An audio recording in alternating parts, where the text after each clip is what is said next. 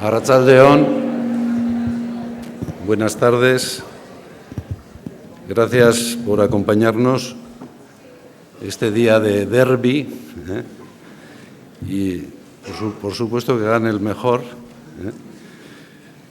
Bueno, un año más se unen en nuestro museo el arte y la ciencia y el cine, de la mano de la Filmoteca Vasca y del Centro Internacional de Física de Donostia, gracias también a la generosidad de BBK y, por supuesto, a la Universidad del País Vasco por cedernos este magnífico auditorio del Bizkaia Aretoa mientras duran las obras de ampliación, de reforma y ampliación del museo. Un año más ejerce de maestro de ceremonias Pedro Miguel Echenique, todo un lujo. Solo te vamos a quitar unos minutos para presentar el acto. Y lo cierto es que en una conversación sobre ciencia y arte, o arte y ciencia, con él hace aproximadamente un año, un poco más de un año, Pedro Miguel coló un magnífico titular, marca de la casa, que fue «La ciencia es la obra maestra de la humanidad». Y yo creo que hoy le toca dar alguna explicación, ¿no? Porque, efectivamente, si la ciencia es la obra maestra de la humanidad, es también, a veces, frente a la humanidad, ¿no? A la luz del tan decisivo como dramático episodio de la historia contemporánea que narra la extraordinaria película que nos convoca, Oppenheimer, que habla fundamentalmente de un dilema moral entre la paralela sensación de asombro y pavor que provoca la invención de la bomba atómica y su inmediato ensayo contra una población civil en el contexto del final de la Segunda Guerra Mundial. Y de eso sabemos aquí, Guernica. Recuerdo cuando me encontraba trabajando en la subdirección del Reina Sofía, del Museo Reina Sofía, la visita de una solemne delegación de Hiroshima que venían a solicitar el préstamo del Guernica de Picasso para celebrar el 50 aniversario del estallido de la primera bomba sobre la ciudad, ¿no? El arte como testimonio, ¿no? Y concretamente el cuadro de Picasso, ¿no? Little Boy cayó sobre la ciudad japonesa el 6 de agosto de 1945 y 3 días más tarde Fat Man en Nagasaki.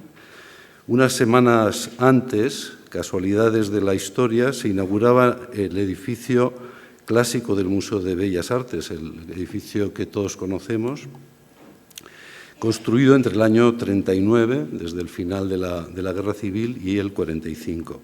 En aquella inauguración, el marqués de Lozoya pronunció un discurso y hizo esta observación: con lupa sería preciso buscar en el mundo, y no lo hallaríamos, un pueblo que en estos momentos pudiera permitirse el lujo de zafarse de las tremendas preocupaciones que agobian a la humanidad para dedicar una hora a inaugurar un museo.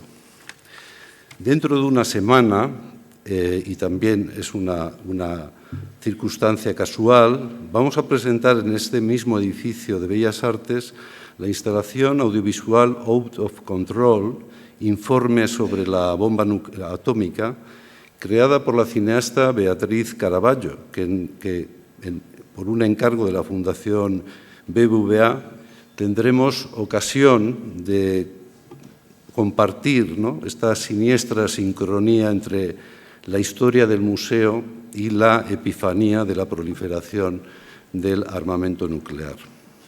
Y creo que es realmente escalofriante saber que frente al horror sucesivo de la Guerra Civil y del Holocausto, aún quedaba por vivir la experiencia de una nueva obra maestra absoluta de la ciencia, la capacidad del ser humano por desencadenar una fuente de energía hasta entonces no conocida.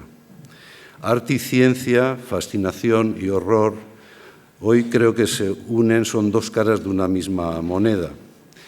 Y, de hecho, bueno, con la expectación de siempre, quiero agradecer un año más a Pedro Miguel Echenique por su participación en este acto inaugural del ciclo Cine y Ciencia. Gracias, por supuesto, a todos ustedes por su presencia y gracias también a José Fernández por confiar un año más en nuestro museo la programación de la Filmoteca, que dirige con tan buen criterio como con mucha poesía. Por lo tanto, le cedo con mucho gusto el uso de la palabra. Eskerrik asko.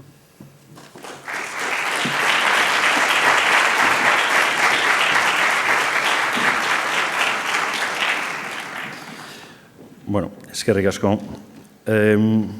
Oso labur eskerrik asko gaur etortzeagatik eta eskerrik asko zinema eta zientzia ziklo hau posible egiten dezuen guztioi.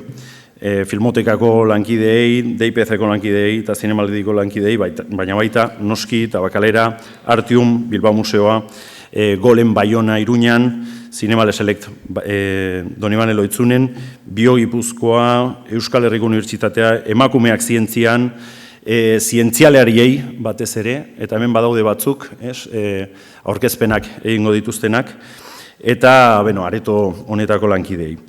Oso labur, gaurko ordutegia, gaur egun berezia da, gure zikloaren hasiera, eta pelikula baita ere, Miguelek esan duen bezala, oso berezia. Orduan, Pedro Miguel Etxenikek egingo digu gaur hitzaldi bat. Ez aurkezpen arrunt bat, baizik eta 45 minutuko hitzaldia. Eta horregatik, eta hau salbuespen bat izango da, gaur ez dugu solasaldirik egingo. Normalean ziklo honen nortasuna bada, hori, aurkezpena, pelikula eta gero solasaldia. Gaur berandu bukatuko dugu, eta, zentzu horretan, erabaki dugu azkenean, hitzaldi bat egingo dula Pedro Miguel Etxenikek eta solasaldirik ez. Decía que básicamente desde el punto de vista práctico hoy no habrá debate, aunque ese suele ser el ADN de este ciclo. Presentación por científicas o científicos especialistas en el tema, película y después debate. Hoy es tan especial la proyección, es tan larga la película también, que hemos decidido conferencia del profesor Echenique y finalmente no haremos debate. Lo decía Miguel también hace un momento, se ha convertido en una tradición, ¿no? Una muy bella tradición que el profesor Echenique inaugure los ciclos de cine y ciencia. Y a nosotros nos gusta mucho que así sea porque él estuvo en el origen de este ciclo, precisamente. Y cuando pensábamos precisamente en este tipo de inauguraciones, con el profesor Echenique, me vino a la cabeza el resumen que Miguel Delibes, el escritor, solía hacer de su propia literatura y de sus propias novelas. Decía, siempre contienen tres grandes ejes. Decía, un hombre o una mujer, un paisaje y una pasión. Y yo creo que en estas primeras sesiones ocurre exactamente eso. Un hombre, Pedro Miguel Echenique, un paisaje, su paisaje vital, el del País Vasco. Vamos a recorrer distintas capitales vascas estos días, lo estamos haciendo. Y una pasión, que es la ciencia, que es la que nos lleva transmitiendo durante estos 7 últimos años en este ciclo, mucho antes en el DIPC y hasta hoy, por supuesto, y mucho antes también en la universidad y en otros muchos sitios. Así que yo le estoy particularmente agradecido a Pedro Miguel Echenique de que hoy vuelva a estar con nosotros. Y citando a Delibes, esto no va a ser 5 horas con Mario, ¿verdad? Pero sí van a ser 4 horas, ¿eh? Así que prepárense, pero la compañía es excelente con el profesor Echenique y con Oppenheimer. Así que sin más le voy a pasar la palabra al director de Euskampus, Igor Campillo, que es quien va a acompañarles durante muchas de estas sesiones en las presentaciones. Eskerrik asko.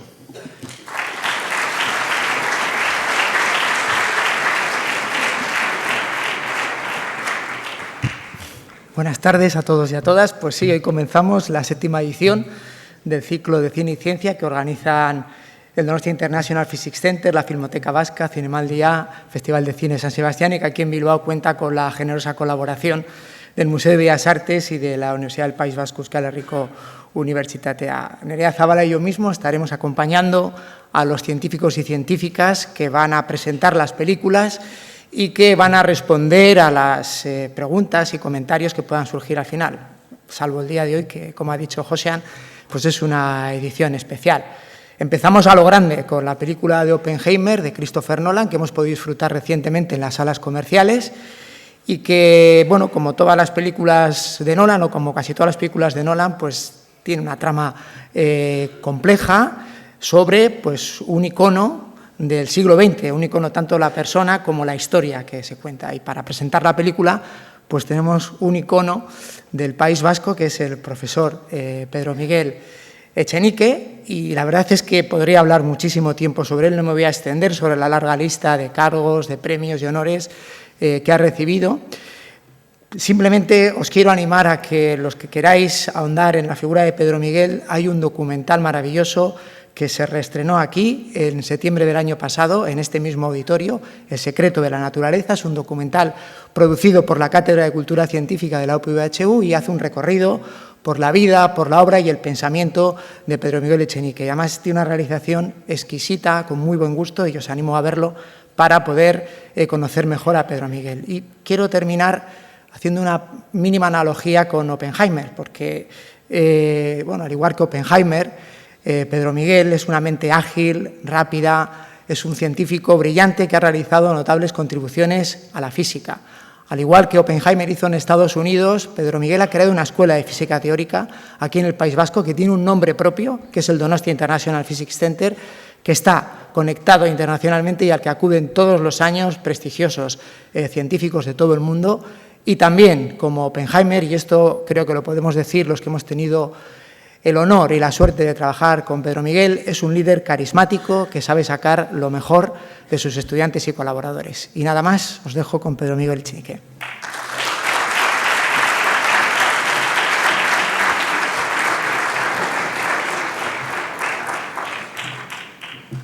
Eskerrik asko guztioi eta eskerrik asko etortzeagatik.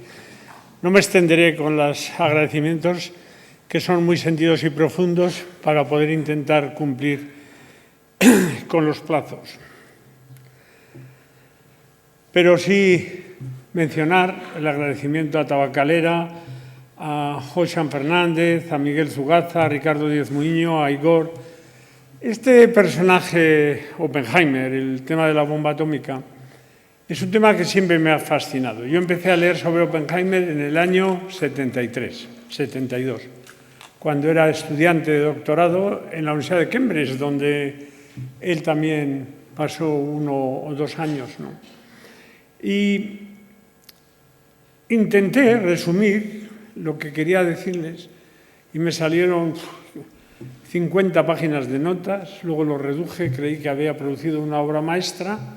Y el fin de semana pasado nevaba en el Valle del Roncal, en Isaba, y con la chimenea de nuestra casa me dijo mi hija, cuéntame la película y tal. Y sí, se la conté. Y al acabar, cuando esperaba el aplauso, le pregunté, ¿qué tal, Ainhoa? Y ella contestó, fatal, fatal. Larga, te aburres a ti mismo, das por sentado conceptos que la gente no tiene por qué saber, quién era Truman o qué es el átomo. ¿Quién sabe lo que es el átomo? Ustedes, espero que la mitad sí. En cualquier caso, dijo, lo que tienes que hacer, y ella es muy determinada y muy... lo que tienes que hacer es poner en contexto, explicar conceptos esenciales de la ciencia, ilustrar cuál ha sido el proceso poco a poco, poniéndolo en contexto con la situación política, ni más ni menos. Eso es lo que he intentado hacer y se lo voy a intentar contar en el tiempo que tendrá. En esta charla, por cierto, es bonito ver esta sala llena. Me imagino que Iñaco Pérez en su cátedra de Cultura Científica tiene mucho que ver y otros muchos, pero me ha ayudado 2 personas especialmente, ¿no? Una es mi hija, con sus consejos, y la otra es Aran García Lecue, que me ha ayudado a hacer algunas transparencias y figuras, porque yo ya no estoy, bueno, sé un poco, pero no soy muy hábil con el PowerPoint, etc. O sea que si algo bueno de esta charla se les debe a ellas y los fallos, por supuesto, son solo míos, ¿no? En esta transparencia es lo que está en el piso cuarto del Donostia International Physics Center, y es la portada de un libro que se llama Garabatos que cambiaron el mundo, de un colaborador del DIPC, el eminente físico belga Amon Lucas. Y una de las frases, la frase que encabeza ese libro, es la de Ulan. Ulan es, como saldrá en la charla, el que tuvo la epifanía, la idea de cómo se podía empezar una bomba termonuclear, la bomba de hidrógeno, sobre la que Oppenheimer dijo, "It's technically sweet", "it's so sweet", que quiere decir tan hermosa que quedó subyugado, aunque mantuvo sus objeciones morales. Ahí están esos garabatos que a veces no nos creemos, E igual a mc cuadrado, la ecuación más famosa de la física, las ecuaciones de la mecánica cuántica, que son tan decisivas en todo el trabajo de Oppenheimer y en el estudio del núcleo, o la discontinuidad de la luz de Einstein, ¿no? Pero es una fuente inagotable de sorpresa para mí ver cómo unos pocos garabatos en un encerado o en un papel pueden cambiar el curso, no dijo el conocimiento, pero sí el curso del conocimiento y el curso de los asuntos humanos. Oppenheimer, la película trata sobre la evolución, las contribuciones y los dilemas morales de un hombre muy brillante, quizás demasiado brillante para su propio interés, y su evolución a lo largo de los años. Y yo hablaré un poco sobre su educación. Esta es la foto en Leiden, donde trabajaba con Ehrenfeld, uno de los grandes de la física cuántica. También la creación de escuela en la Universidad de Berkeley, como ha mencionado Igor. El proyecto Manhattan, esta es la ficha policial, la ficha del ejército de Oppenheimer.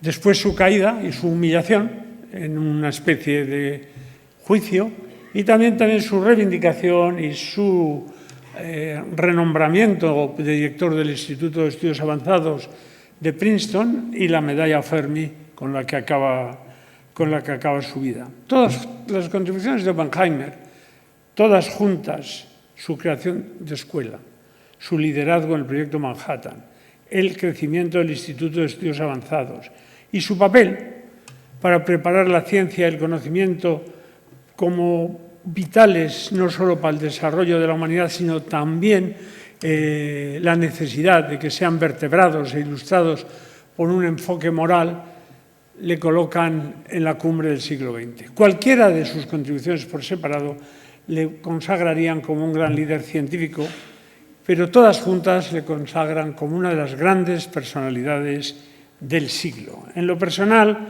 Oppenheimer es el líder en la era nuclear, el que le roba, utilizando el anuncio y la propaganda de la película que ha producido la cátedra, El secreto de la naturaleza, es el que roba a la naturaleza su secreto, le roba el fuego nuclear, como Prometeo robó el fuego a los dioses y fue castigado por ello. Lo mismo le pasó a Oppenheimer, y a lo largo de la película se ve la evolución desde un joven rico con educación artística y delicada y exquisita por parte de sus padres, también como un estudiante superdotado, un poco rarito, y también la evolución también a ser un líder intelectual, luego a una creación de escuela, luego a un carismático administrador y luego a un estadista. Esa es la evolución que esta película narra también. Y puestos que vamos a hablar de la bomba atómica y del átomo, bueno, empecemos con el átomo, ¿no? El átomo, el nombre viene de los griegos, como cantidad de cosas, como la ciencia. La ciencia, en cierto sentido, es pensar sobre la naturaleza a la griega, ¿no? Y esto es Demócrito que nos dice que esto está hecho de átomos. Hasta hace 100 años, durante 2500, esto prácticamente era todo cierto, ¿no? Luego ya empiezan a cambiar, como veremos ahora, el átomo no es indestructible, etcétera, pero debemos recordar a Demócrito en el origen de la palabra el átomo, ¿no? La primera cosa que deben saber sobre los átomos es que son pequeños, son pequeños. Un átomo es a una manzana como una manzana es a la Tierra. Y al ser tan pequeños, y es lógico que hay muchos, porque el tamaño es más o menos el tamaño del ángstrom, que se llama. 1 centímetro son 100 millones de ángstrom, primer concepto que deben tener. La hipótesis atómica y el conocimiento de los átomos está en el corazón de nuestro entendimiento de la materia. El gran físico norteamericano Feynman, que estuvo en Manhattan, Atentos en la película, en la prueba Trinity es el que toca los tambores encima de un coche. A los 24 años ha llegado a escribir que si un cataclismo destrozase todo el conocimiento que hemos adquirido hasta ahora y solo se nos permitiese transmitir una idea a las futuras generaciones, ¿cuál sería la idea que les iba a ser más útil para su supervivencia? Y él contesta, y yo estoy de acuerdo con él, que es la hipótesis atómica, el hecho de que las cosas están hechas de átomos, que son partículas que cuando se intenta acercar se repelen y cuando se aleja demasiado tienden a atraerse. El átomo, la estructura del átomo, se encuentra en Cambridge y otros sitios por Rutherford, y lo importante de esta es que los átomos están vacíos, es decir, que la masa del núcleo, la masa está concentrada en el núcleo, que está formado por cargas positivas y por neutrones. El neutrón lo descubre Chadwick en 1932 y el protón o el hecho de que la carga se concentra en un espacio minúsculo, 1 partido por 10.000 el tamaño del átomo. El núcleo más o menos es un mosquito en una catedral y el átomo es la catedral, cargada positivamente. Y aquí hay dos conceptos esenciales que voy a intentar explicaros para entender la bomba atómica, tanto la de fisión como la de fusión.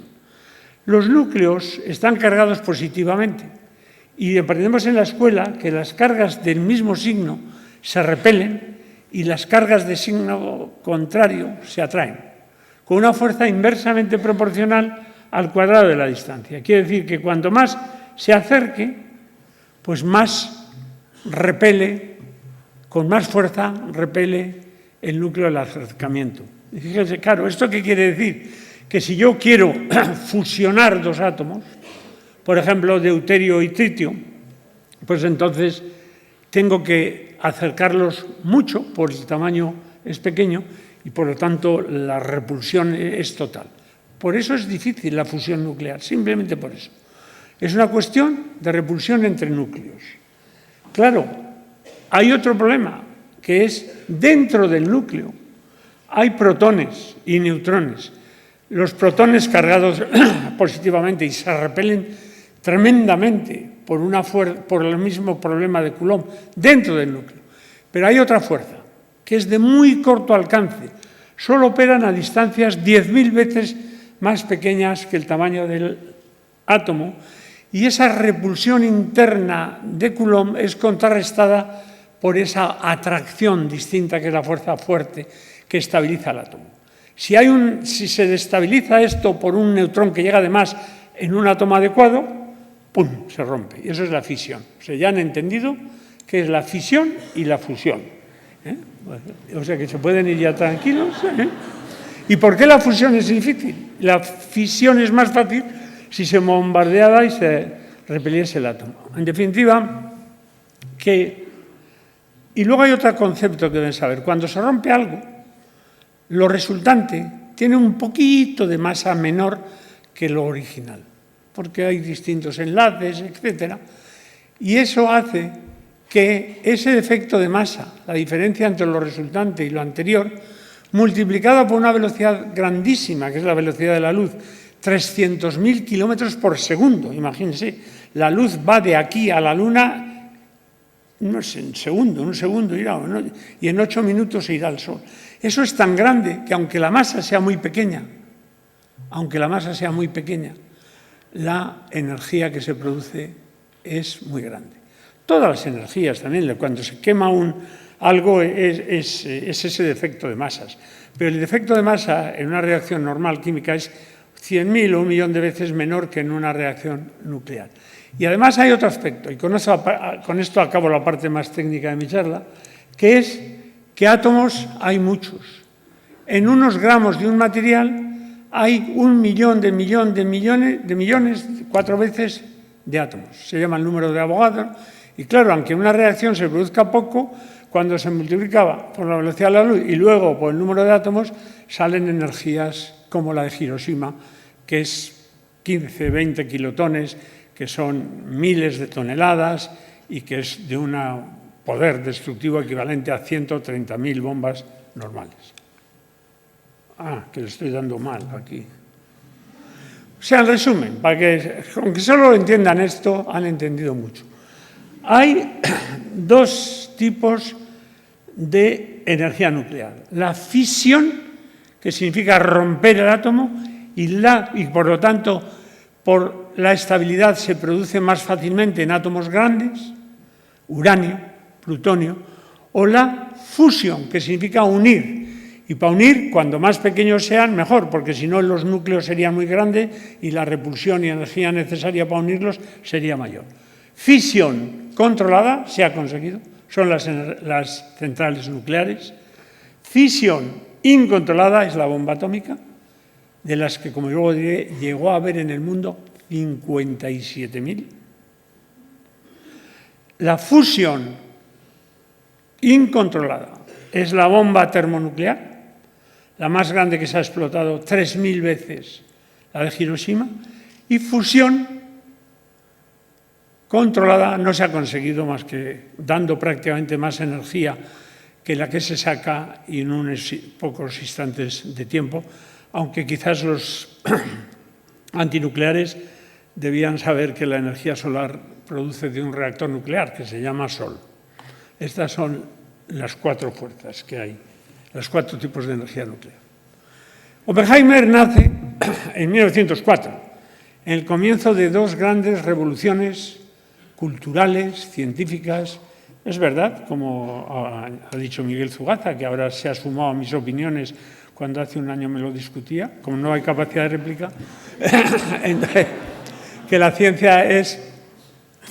El edificio conceptual de la ciencia moderna es la obra colectiva, cultural, más importante de la humanidad. No solo eso, es la obra de arte más importante colectiva de la humanidad. Y Oppenheimer nace en el momento en que se desarrollan los 2 pilares de la física actual y de la física del siglo, que son la revolución cuántica, que empieza Planck con la idea de discontinuidad,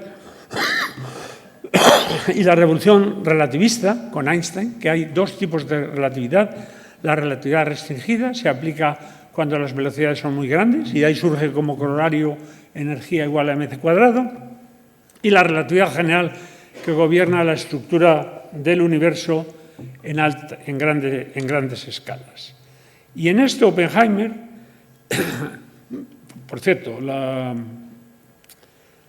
los padres de la mecánica cuántica, con todos ellos, sobre todo con Born, este de aquí, estudió Oppenheimer en Gottingen, fue su director de tesis, y todos ellos tuvieron gran relación con Oppenheimer, sobre todo Niels Bohr, clave en el proceso de la bomba atómica, y no digamos en su juventud con Heisenberg, que fue el director del proyecto atómico alemán. Oppenheimer dirige el proyecto Manhattan y Heisenberg dirige el proyecto alemán. Pauli también estudió con él, y Pauli tenía una altísima opinión de Oppenheimer en un aspecto. Dijo que su física es brillante y sus matemáticas son desastrosas. Quizás era demasiado brillante, no tenía tiempo para acabar los cálculos. Todos fueron galardonados con el premio Nobel de física. Y ahora estamos en otra revolución cuántica, la segunda revolución, en que se utilizan principios epistemológicos para calcular de forma diferente. Por ejemplo, en el ordenador cuántico, en el que afortunadamente está el País Vasco envuelto, y uno de los 7 del mundo de IBM va a estar en San Sebastián. En realidad, el filósofo vasco Zubiri, vasco de Navarra,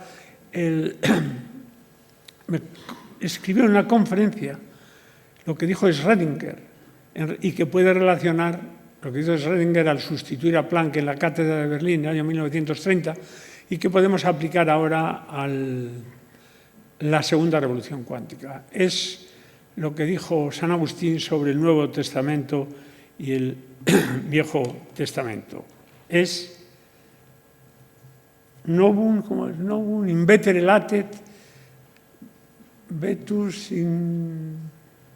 Lo viejo, lo nuevo estaba latente en lo nuevo, y lo nuevo está patente en lo viejo. Pero Oppenheimer se dedica a la física cuántica, estudia estudia en Cambridge, ahí verán un incidente con la manzana, ya estoy empezando con los spoilers, me diría mi hija, pero luego ahí es muy desgraciado, muy feliz. Tiene un incidente psicótico o neurótico y prácticamente acaba expulsado, le salva a su padre. Estudia en Göttingen y allí conoce a todos los grandes y después instaura la Escuela de Física Teórica, de Física Cuántica en Berkeley, que dará a lo largo de los años 30 el desarrollo que en gran parte lleva al proyecto Manhattan.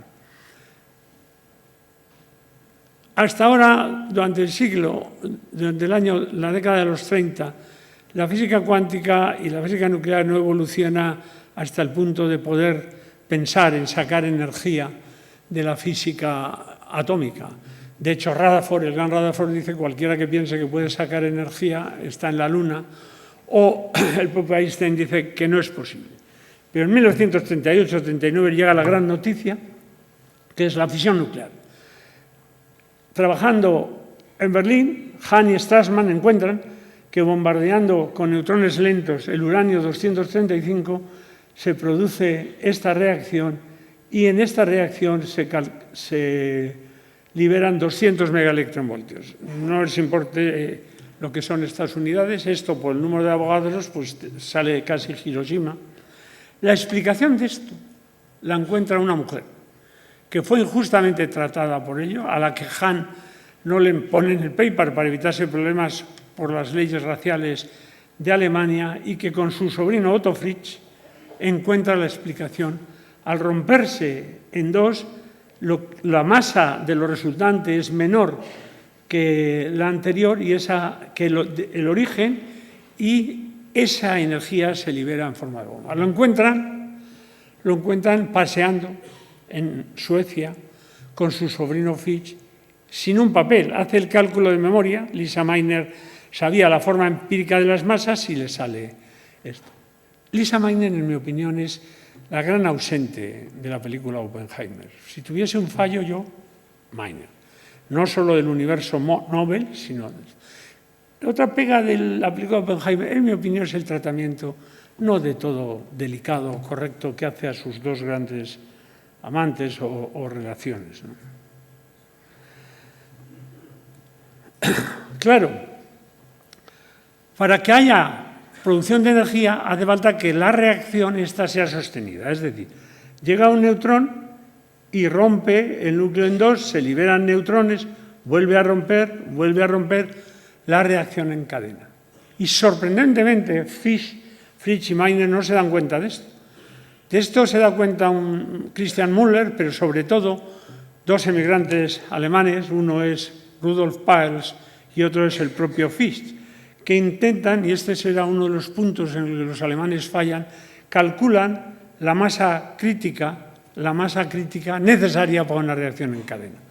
Y aquí se producen dos errores que llevan a la victoria americana. Uno es el de Peierls y Fritsch, que calculan una masa crítica demasiado pequeña, con lo cual les hace ser optimistas, porque para que haya reacción en cadena hace falta uranio 235, que se encuentra poco en la naturaleza y hay que destilar el isótopo 235. Isótopo es el mismo número de protones, pero distintos números de neutrones. Ese número le sale 0,6, que es un error, pero que anima a los ingleses a crear el programa MAUT para lanzarlo y luego animará al proyecto Manhattan, aunque ya se perfecciona el cálculo. Pero Heisenberg también se equivoca. Y Heisenberg, por un error físico y por arrogancia, le sale una masa crítica de toneladas, que haría imposible la bomba. Entre otras cosas, no se podría transportar, pero sería imposible con la potencia industrial de Alemania el producir la cantidad de átomos de isótopos suficientes de 235. Estos dos errores llevan a que los americanos, siguiendo a los ingleses y tras Szilard, que le escribe una carta a Einstein para que la mande a Roosevelt, al presidente Roosevelt, empiecen el programa nuclear para las armas que desemboca en el proyecto Manhattan. Es una curiosidad y una algo impresionante, como esos garabatos llevaron a errores y a unos se compensaron y al final llevó a la victoria americana. Einstein reconoció luego que para él es el gran error de su vida, el gran error humano de su vida, y que si hubiese sabido que los alemanes no tenían posibilidad de alcanzarlo, jamás lo hubiese escrito. Ciencia, pues, empieza un programa para proyectos militares, y que es el proyecto Manhattan, que dirige el general Groves, que elige a Oppenheimer como director científico. Rabi, uno de mis héroes y uno de los grandes físicos de todos los tiempos y de los hombres de todos los tiempos, escribe que esta fue una decisión genial del general Groves, nombrar a Oppenheimer, por parte de alguien, por otro lado, nada genial. Entonces, Oppenheimer conoce todos los intrínculos del proyecto, es capaz de contribuir a esta metalurgia, etc. Y también es un líder carismático que anima a todos a dar lo mejor de sí mismo. Porque el proyecto Manhattan, para que se haga una idea, participan 3 países y 600.000 personas. No solo es los Álamos, sino es también Oak Ridge, donde yo he estado trabajando muchos años de asesor, donde se hace la producción del uranio 235, es Hanford. En definitiva, 3 países, 600.000 personas. Es una obra colectiva. Como en cualquier obra grande de música, están los que escriben la partitura, están los violinistas, están los del tambor, etc. Es una obra colectiva.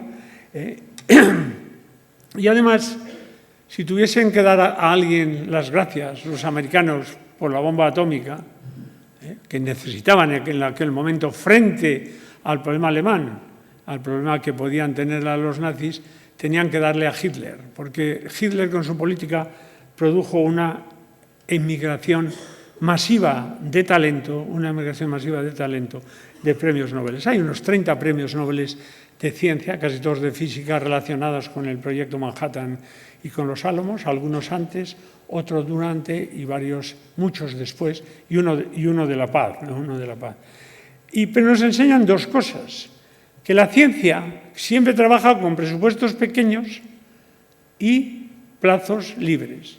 El proyecto Manhattan es al revés. Presupuesto infinito, pero plazos muy delimitados. Tenían que llegar a un cierto plazo, etc. Se reunía Truman con Stalin, etc., y con Churchill. Y también ilustra que la ciencia, para su progreso, necesita libertad, necesita intercambio libre de ideas. Pero los militares quieren secreto, quieren compartimentar la información.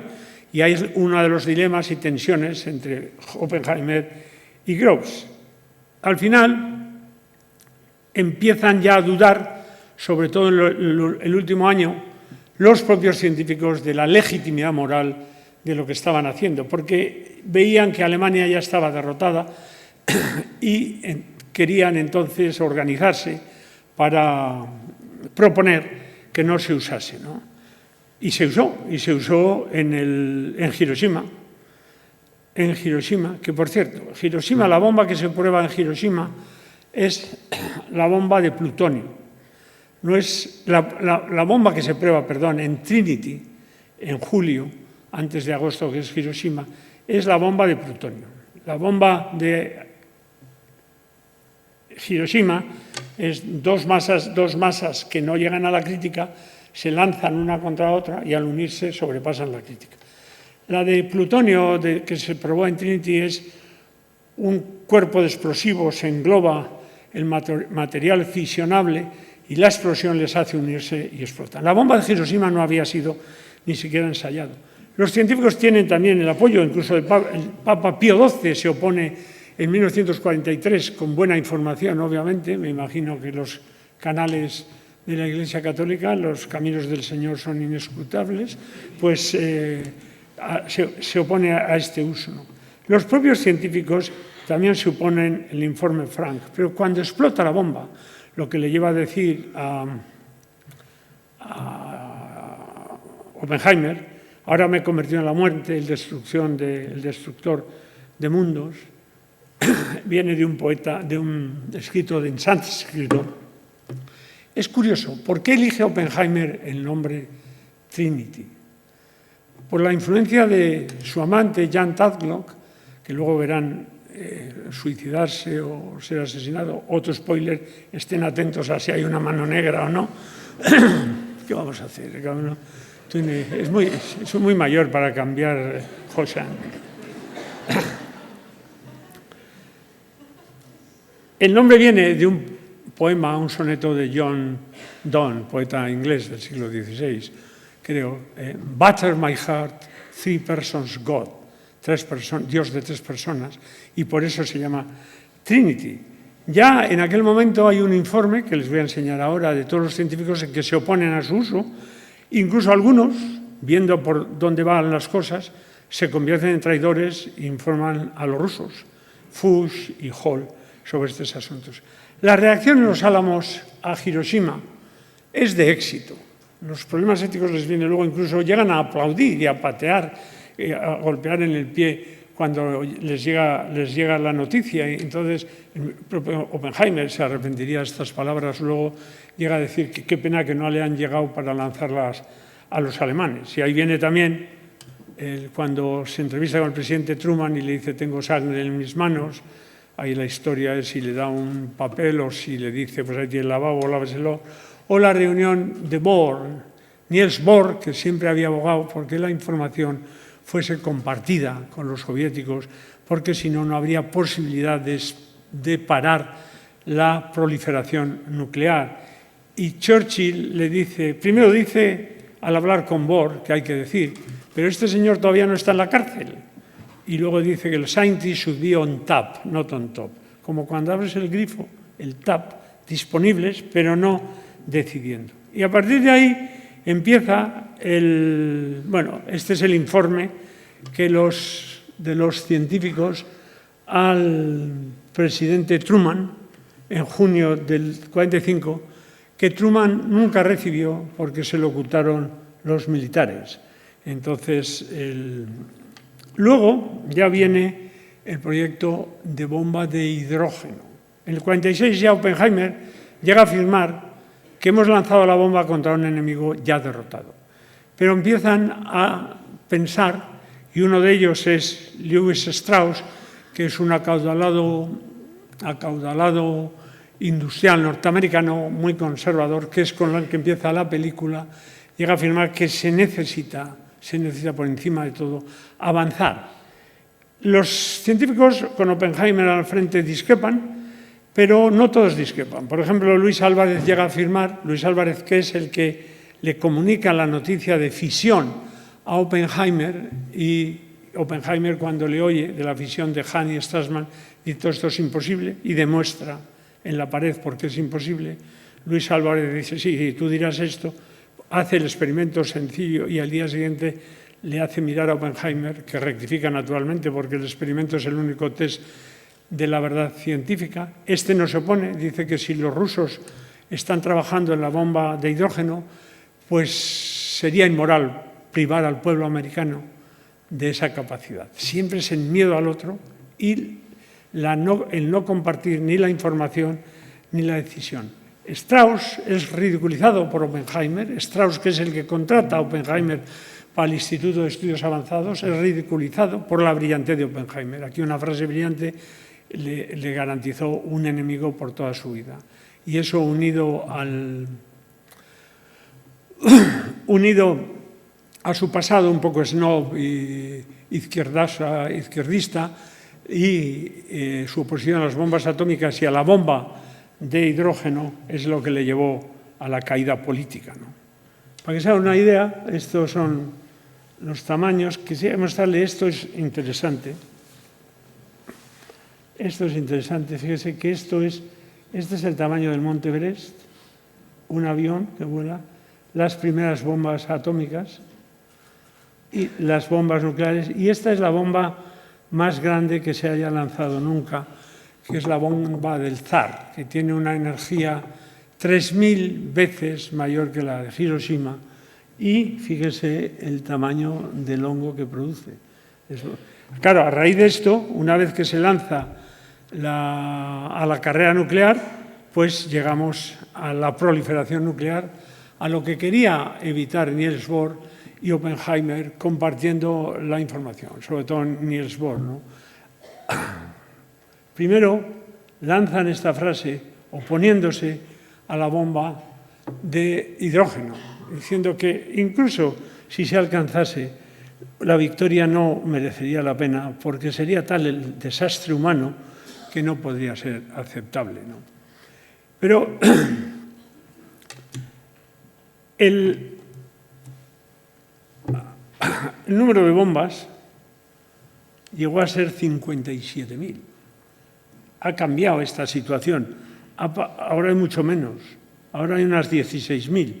Con 8 países, antes había 9, Sudáfrica se retiró. Y aunque haya reducido mucho, unas decenas o centenares de estas bombas destruirían, por ejemplo, prácticamente la posibilidad de vida en el hemisferio norte, o sea que estamos en una situación dramática. Durante años, el miedo al otro llevó a la paz. Yo personalmente estoy convencido que sin armas nucleares hubiese habido Tercera Guerra Mundial. Y tenemos 80 años de paz o de no uso de las armas nucleares. Pero ahora esa situación puede ser críticamente diferente por el terrorismo nuclear, y ya ha habido 2 declaraciones en el último año, la del ministro israelí, abogando por tirarla en Palestina, y la de Putin, cuando se veían dificultades en la guerra de Ucrania. Pero, aún así, se ha reducido bastante y dio lugar a optimismo de haber unas 57.000, a unas... Aquí pone menos de 10.000, depende que se cuenten muchas rusas como que estén en equilibrio o dispuestos a ser usados. España participó en este proyecto. España no firmó el programa de no proliferación nuclear. Tiene un proyecto Islero, este nombre se llama el proyecto Islero, lo dirigió Guillermo Velarde, un ingeniero, y le puso Islero porque sabía que este proyecto le iba a dar muchos disgustos. Y Islero es el toro que mató a Manolete, por si saben. Y es un proyecto que estaba en vigor y fue uno de los temas que trató Henry Kissinger en su visita a España el 73, el día anterior al atentado contra Carrero Blanco. 2 cosas antes de enfocar el final de mi charla. Me quedan 12 minutos para llegar a 45, pero usaré menos. Una es la pregunta, ¿qué pasó con los alemanes? ¿Qué pasó con los alemanes? Durante muchos años se explicó y se construyó un relato que se llamó de Lizard, en que los alemanes prácticamente se libraron, los científicos alemanes, se libraron del pecado moral. Y construyó una teoría así, diciendo que los gobiernos nazis construyeron centrales eléctricas y los demócratas bombas nucleares. Pero durante años no se habían hecho públicas las grabaciones que se habían hecho a los científicos alemanes cuando capturados por los equipos aliados, fueron ingresados en una granja en las afueras de Cambridge, que además, sorprendentemente, ríanse de las coincidencias, hoy pertenece a Marcial Echenique, cuyo origen es como el mío, el Valle del Roncal, ¿no? Y los alemanes recibieron allí la noticia de Hiroshima. Hahn casi se suicida, pero lo combatió. Por cierto, está descrito en las transcripciones con Ginebra, estas tendencias. Pero Oppenheimer se preocupó en qué me había equivocado, cómo se había equivocado en la masa efectiva. Es sorprendente que no hubiesen sospechado que algo pasaba cuando en realidad no se publicaba nada de física nuclear en el Physical Review norteamericano y no se dieron cuenta que algo raro pasaba y tampoco se dieron cuenta de que por alguna razón los aliados estaban bombardeando, y hay muchas películas sobre ello, todas las plantas de agua pesada necesarias para la separación de isótopos que estaban en Noruega. Heisenberg, von Weizsäcker, Hahn desarrollan una teoría en la que prácticamente se liberan de responsabilidad, pero en 1993 se hacen públicas las transcripciones de lo que les habían grabado y traducido día a día, y ahí se ve claro en qué se habían equivocado, que no fue una victoria moral, etcétera, y que si se hubiesen decidido a intentarlo, podían haberlo llegado y hubiesen cambiado el rumbo de la humanidad. Ahí Heisenberg vuelve a mostrar su arrogancia y cuando le dice uno de sus colegas, oye, que nos estarán grabando por micrófonos, y le dice, no, hombre, no, estos no son tan listos, los aliados, ¿no? Luego ya vienen los problemas para Oppenheimer, en gran parte por haberse opuesto a la bomba de hidrógeno, por haberse opuesto al rearme nuclear y por haberse opuesto al mantenimiento del secreto y de la información. Es la época del macartismo. El macartismo hace que los comités asesores a los que pertenecía Oppenheimer no puedan informar con verdad, porque el macartismo en definitiva es identificar discrepancia con deslealtad, ¿no? Entonces Einstein le aconsejó no someterse, no tenía por qué haber ido a estos hearings que se llaman, y de hecho le dijo el problema con usted, o dijo el problema con Oppenheimer, que está enamorado de una mujer que no le quiere.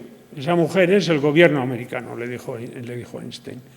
Y empieza ya todo el debate sobre las armas nucleares. Una vez que es condenado, él vuelve a Princeton, al Instituto de Estudios Avanzados. Lewis Strauss, presidente del comité y del patronato, intenta evitar que se le contraten, pero con gran independencia de juicio, el Instituto de Estudios Avanzados de Princeton le contrata y convierte al Instituto de Princeton en un foro de creatividad en todos los temas. Y en realidad aquí nos lleva al gran tema, el tema ético. ¿Se puede investigar en armas? Todos los Kant y mucha gente dice que no, pero hay otros moralistas, otros creadores de opinión en la ética, que dice que cuando hay una emergencia sublime se puede hacer. John Rothbard, por ejemplo, es uno de estos que defiende. En la historia se había intentado antes, por ejemplo, a Faraday se le pidió investigar en armas químicas por el gobierno inglés para la guerra de Crimea y se negó y dijo que le parecía repelente y no lo hizo. Pero Haber, el alemán Haber, investigó en armas tóxicas para matar con gran sufrimiento en la Primera Guerra Mundial. Con los tóxicos que descubrió, fue asesinada su familia por los nazis en la Segunda Guerra Mundial. Y alguien dice, ¿pero qué aberración? Pero no todo es malo en la ciencia. El propio Haber, con su ciclo, el ciclo de Haber, que es la fijación del amoníaco a partir del nitrógeno y el hidrógeno, es el que ha permitido que viva la mitad de la humanidad. Hoy 1 de cada 2 chinos vive gracias a los fertilizantes productos del ciclo de Haber a partir de la oxidación del amoníaco. La dualidad de la ciencia, Una persona tuvo muy claro en Los Álamos que una vez que se veía que los alemanes habían ya perdido la guerra, no tenía sentido seguir, y abandonó los Álamos. Solo una persona abandonó los Álamos.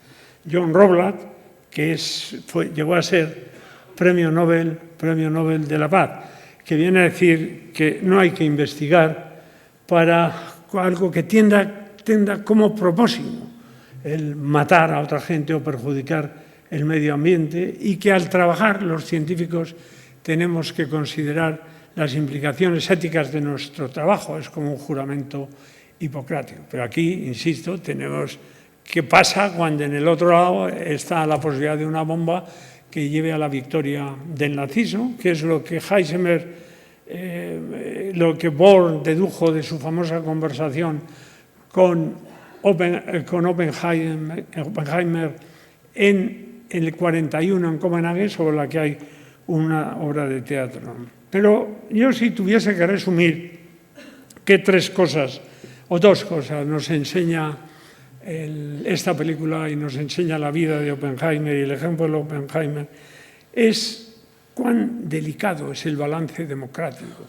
Los comités que juzgan a Oppenheimer están todos trucados, por decirlo suavemente. ¿Cómo estos dilemas morales se resolvieron porque los científicos tenían un gran deseo de contribuir a la derrota de Alemania y no se pararon a pensar otras cosas? Que yo no digo, que no me atrevería yo a juzgar que están mal. Y nos enseña que el balance democrático es muy delicado. Algo que podemos generalizar ahora con lo que estamos viendo. O sea, la democracia no es algo que nosotros tenemos alcanzado de por vida y que de aquí solo vamos a ir a la mejor, sino que tenemos que trabajar muy fuertemente como ciudadanos responsables para mantenerlo. Oppenheimer acabó el fin de sus días diciendo que el conocimiento es la base de la civilización. El conocimiento y proteger el conocimiento es la base de la civilización. Y una sociedad que aprecia el valor del conocimiento es una sociedad que está bien encaminada. Pero añadía Oppenheimer, y creo que todos compartimos, que ese ensanchamiento de las fronteras del conocimiento debe ir acompañado por una responsabilidad en su uso, porque todas las creaciones del espíritu humano, y como todas las demás, los efectos de la ciencia y la tecnología son impredecibles. Por eso tenemos que investigar en todos los campos, porque no sabemos lo que va a venir. Si no lo hubiésemos hecho eso, hubiésemos sido arrasados, por ejemplo, por la pandemia del COVID, ¿no? Pero cada avance científico, como decía Leibniz, lleva en sí una amenaza. Y tenemos que vivir con esta ética de la incertidumbre, porque cuanto más crece la posibilidad de hacer el bien, más crecen las de hacer el mal. Y para tener esta decisión correcta hace falta una cultura científica, un esfuerzo científico. Por eso yo valoro y admiro y agradezco dos de las grandes iniciativas que están en el País Vasco y son modélicos para todo el Estado y para otros países, que son la Cátedra de Cultura Científica que dirige Juan Ignacio Pérez, que hoy Oñaco para mí, y la labor del Donostia International Physics Center, en colaboración con ellos, que dirige Ricardo Díez Muiño. Porque la ciencia ha ejercido una misión humanizadora de la sociedad. Nos ha hecho la vida más larga, ha reducido nuestra dependencia con el dolor, ha reducido el sufrimiento, ha mejorado nuestra relación con la naturaleza. En otros campos las ha empeorado y entonces ha ejercido una misión humanizadora para la sociedad. Y por eso yo insisto, con todas las pegas, el balance es positivo. La ciencia es la gran fiesta de la humanidad, es el gran logro de la humanidad, es la obra cultural colectiva y obra de arte colectiva. Esto sería más discutible, pero aquí aprovecho la situación de ventaja que tengo en el diálogo. Pero eso no quiere decirnos que todo le esté permitido en función a sus logros. No puede ser un reino autónomo, sino que en algunos campos debe ser regulado. Es decir, necesitamos ciencia con conciencia. Y para lograr esto, solo se puede hacer, lo señaló Rabí, poniendo el énfasis en las dos culturas y denunciando esta separación, aunque luego el nombre se lo hemos atribuido a Cipies, no. La única forma de lograr una decisión correcta es unir la ciencia y las humanidades. Y Oppenheimer es un ilustre representante de esa tradición cultural. Lo vemos en el nombre de Trinity, lo vemos en las citas en sánscrito, etc. Oppenheimer continuamente enfatizó a lo largo de su vida que la ciencia necesita a las humanidades, incluso para entender bien su propio carácter y consecuencias. Por eso yo soy partidario que la ética se enseñe en las facultades de física y la mecánica cuántica en la de economía y filosofía. En armas biológicas, en inteligencia artificial, en el cambio climático, en la tecnología de manipulación genética, estamos a tiempo de regular lo que no fuimos capaces con las armas nucleares. Porque hoy los grandes problemas de la humanidad, como son la energía, el equilibrio con el medio ambiente, el problema del hambre, la salud, el crecimiento de la intolerancia y los fundamentalismos, no se solucionarán reduciendo y prohibiendo la ciencia, sino aumentando y potenciando el pensamiento crítico, la educación y la ciencia. Porque la ciencia es la gran semilla transformadora de la sociedad. Es el arma que mejor puede garantizarnos nuestro futuro. Y el legado de Oppenheimer nos debe guiar para lograr que el poder que nos proporciona el conocimiento creciente de la ciencia no crezca a mayor velocidad que la sabiduría en su uso. Oppenheimer recibió el premio Fermi por lucha por estos ideales, por su trabajo. Fue portada en su gloria en el Time y en su declive la segunda. Tiene una frase preciosa que es: por encima, lo que no entendemos lo comunicamos a otros en el coffee. Por esto es importante que los centros de investigación se reúnan para discutir entre ellos lo que no entienden y discutirlo en el café. Y en Nanogune y en el DIPC tenemos el Coffee Time, que también conoce Igor. En definitiva, repito mi frase, que no crezca nuestro conocimiento a mayor velocidad que la sabiduría en su uso, y para ello es muy importante la cultura científica y el aprecio por el conocimiento, pero también la sabiduría en su uso. Muchas gracias por su atención. 45 minutos.